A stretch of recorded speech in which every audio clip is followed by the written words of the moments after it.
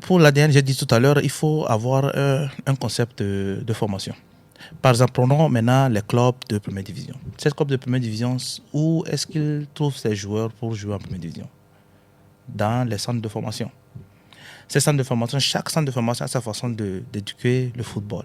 Je ne dis pas que il y a pas une manière appropriée, mais je dis que chaque club, chaque centre de formation a sa façon d'éduquer. Maintenant, on a un entraîneur de l'équipe nationale qui vient, qui n'a pas le temps. Il doit donner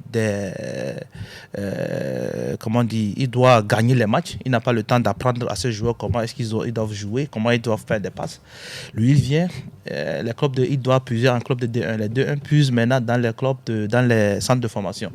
Et tout ça, ça vient en haut.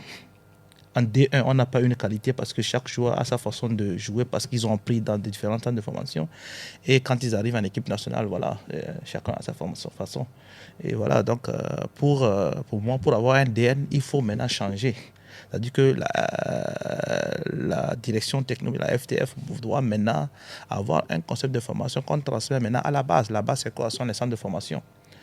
Donc, il doit y avoir une coopération avec ces centres de formation où les formateurs ont à chaque fois régulièrement la formation sur la façon, parce qu'il faut définir. Il y a aussi le domaine technique et aussi le domaine tactique.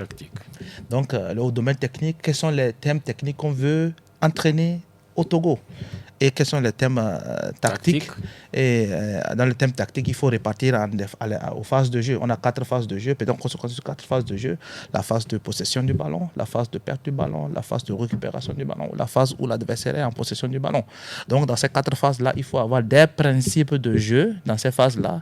Et ces principes de jeu, ce n'est pas quand ils seront en équipe nationale qu'on va les transmettre. Ces principes de jeu, on les transmet quand ils sont dans les centres de formation. Et qui transmet ces principes de jeu, c'est la fédération. À qui? Aux entraîneurs qui sont dans ces centres de formation.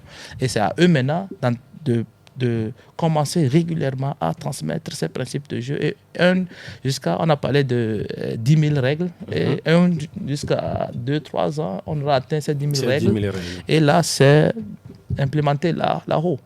Et là, l'entraîneur qui est en équipe nationale, il a un métier très facile. Donc, c'est ça qu'il faut faire. Et aussi dans le domaine technique, il faut voir quel aspect technique il faut entraîner. Et moi, je dis, il ne faut pas exagérer, il faut se concentrer sur 4, peut-être 5. Voilà, la première, dribble, passe de jeu, le contrôle du ballon, c'est la récupération du ballon, ou bien le first touch, le premier contact. Comment faire pour préparer le ballon, pour contrôler le ballon pour que